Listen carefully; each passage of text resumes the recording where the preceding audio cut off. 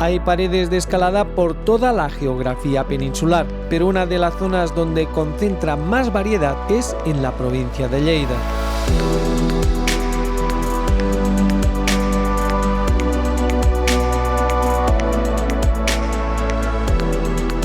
Podemos encontrar desde pequeñas paredes hasta muros verticales de 500 metros, pasando por rincones aislados con desafiantes esbeltas agujas como la Picorra del Racó, a tocar el pequeño pueblo de Serradell.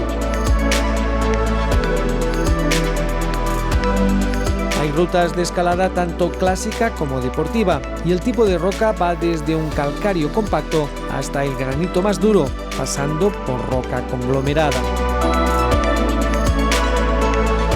Todo un abanico de posibilidades para disfrutar de la verticalidad en su estado más puro.